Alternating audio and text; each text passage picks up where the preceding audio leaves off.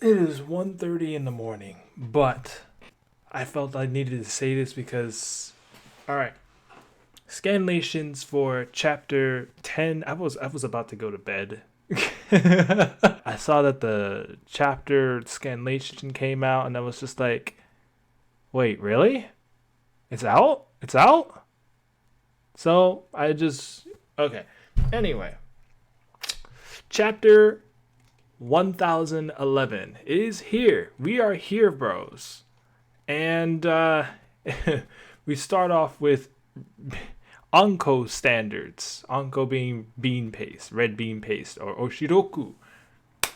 And wow, there was a lot packed in for this chapter as everything was happening. And a very, very clever move by Oda. It's a really simple one. In fact, I think we're just gonna go into it. I'm gonna start at the very end because Miss Big Mom, we now have the means for which Big Mom turns on Kaido. Or at least we have the means for now how Big Mom helps the Straw Hats in some way. You know, she's not actually going to be on their side, but what we're now figuring out is, Big Mom's set of moral rules for herself, or at least her principles, they have been challenged. So first of all, I want to say congrats, Oda. Oda, mothering, Big Mom's mothering mode. Now, I have to say this first. I'm gonna have to say this first. There was a lot of talk about how or if the whole amnesia plotline with Big Mom would ever come back as a plot point in the story or as a main focus in the story, whether she would lose her memories again. And yeah, that was always a possibility, but I completely forgot that the other side to the whole amnesia plotline is simply, when someone regains their memories from having amnesia recently, it's not like the memories suddenly go away, you know? Having amnesia is essentially basically blank slating your entire mind of all your life's experiences for a time or, indefinitely until you either get them back or you don't. The thing is, with amnesia, you may have lost all your memories of all previous experiences from up to the point where you got amnesia, but everything from the moment you wake up and having amnesia forward still happens. And it still happens as something that you yourself can remember. So, when Tama comes, or when Big Mom busts through the wall and confronts Tama and sees Tama, first of all, her mothering mode goes off, which is something I've completely forgot about since, Whole Cake Island and whatnot.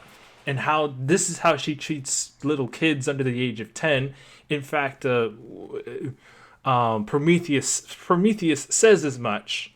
Big Mom, as cruel of a mother as she is, she's still a mom. And so, having this mothering mode makes complete sense. What also makes complete sense is the fact that Big Mom remembers Tama during her time as Olin. And this is something that I think the fandom overlooked, which was you don't lose the experiences that you gained when you get your memories back from having amnesia. Those events still happen. You still remember them. So when when Big Mom brings up the fact that she thanks Tama for the hospitality, um, it makes complete sense that there is a reference to the Olin storyline without actually having Big Mom go back to being Olin. It's genius. And with that, Tama tells Big Mom, the sweet, sweet mother that she is, about what happened after Kaido, or after, the Beast Pirates found out that they were harboring the samurai. and they burned it to the ground. And Miss Big Mom, Big Mother comes in. She ends the chapter. Well, the end of the chapter actually is Ulti coming in, seeing Page One get blown the fuck back by Big Mom. But Big Mom ends the chapter completely walloping Page One, because she got angry finding out that Okaburo Town, the town that gave her the hospitality, got razed to the ground as punishment for harboring the samurai that came to attack Onigashima. Of course, that's just the ending stuff. And Big Mom, full brunt of Conqueror's Haki against Page One. And this is after Usopp did his absolute damnedest, absolute effort, all of his green stars, all of his just his entire kit, laying it on Page One, and it was doing, I wouldn't say nothing, but certainly wasn't enough to put him down.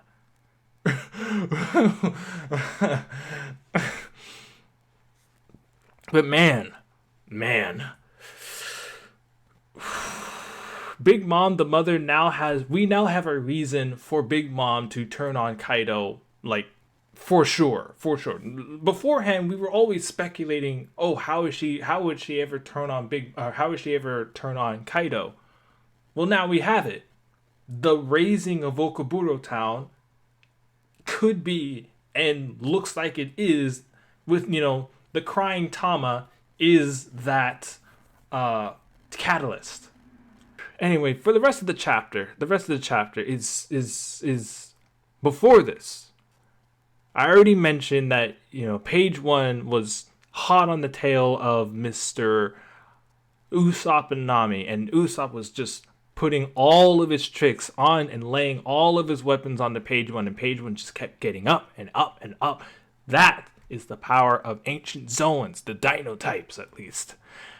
Anyway, and before this, there's a funny moment where they have a quick exchange. Page One and Usopp and Nami have a quick exchange of why doesn't the other one give up. On Page One's side, Page One doesn't give up because he's an ancient Zoan, so he can just take a beating. He can just take the hits.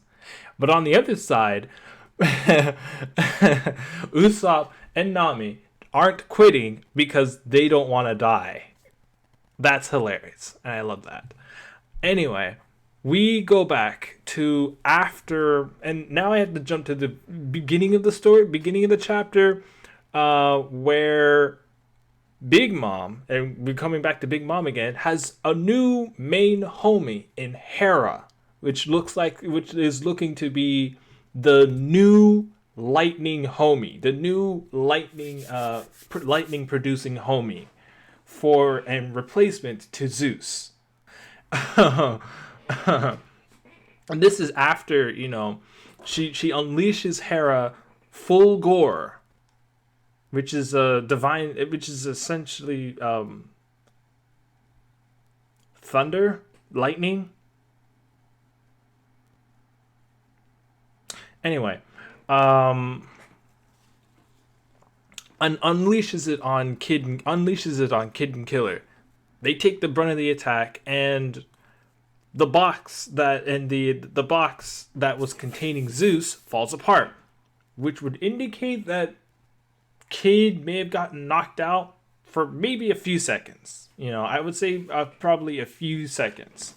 But Zeus gets freed, and with Zoro out of commission, Law takes everyone except Luffy downstairs. So now it's just Luffy and Kaido on the rooftop. I'm gonna briefly say this. This is an awesome chapter with a whole host of amazing moments. Among amazing moments, like coming up, like this little clash between Kaido and Luffy. First of all, we finally get the not touching moment between Kaido and Luffy, the Conquerors clash with all the greats. That's awesome to see. But that's not even the end of it. I already mentioned the Big Mom stuff, but now we go on down to the lower level, and it looks like Kid was put through the ringer with that, so he may have been knocked out for a little bit. But Kid and Killer are now on the lower level, and they're gonna try to get back to Big Mom. They get stopped by none other than Captain Hawkins. He's back. He is Basil. Mr. Basil Hawkins has now returned, and it looks like he is still playing the side of the Beast Pirates.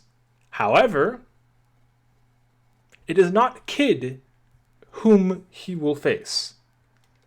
Hawkins' match is going to be with Killer, which that's an interesting matchup, I see. I'm excited to see where this goes. And I love the little banter that they have between each other, where Killer is actually contesting on a philosophical level against Hawkins. Killer is contesting Hawkins on a philosophical level based on a basis between fate and free will. Or at least in this case, it's fortune and free will. Hawkins is using, calling the likelihood of death 92% for Killer in this case.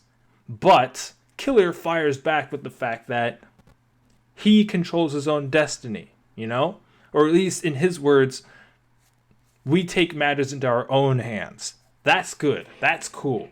I like this battle, and I like where this battle is turning up because we have someone who is about as headstrong as most of the other free will thinkers, Zoro, Kid, Luffy,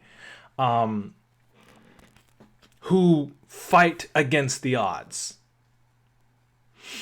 Someone to finally put into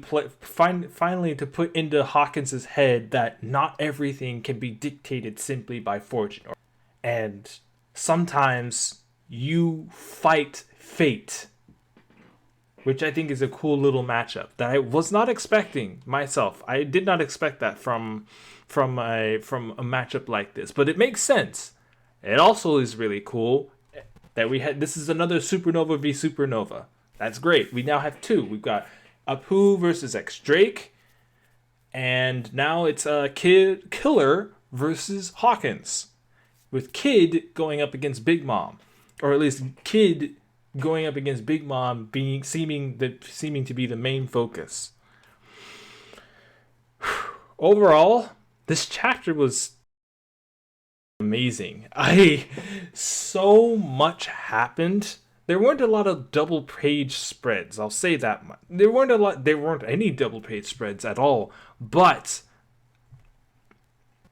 all the panels were very detailed, and all the dialogue was concise. Everything was moving very quickly, but moving, and it was very fluid. And there was just everything from the top of the dome to inside the dome to the chase, and everything kind of just meshed and lined up really, really well. From my goodness. And then also how it was how the Olin situation was handled without actually having Big Mom actually lose her mind. Just a reference to it, but also simple reference to the fact that even though one may have had amnesia, that does not mean that they lose the experience after gaining their memories back. We have a break next week. I just want more. But I'm going to these are just my first thoughts. I'm going to wait for what the official translation says. I have a feeling that not a lot is going to change between the fan translation and the official. But as for first thoughts, I'm blown away and I'm hyped. Whew.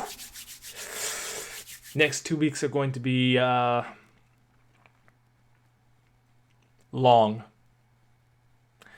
But give me your thoughts. I want to hear what you guys think. Thank you for listening. Thank you for watching. Have a great day. Night.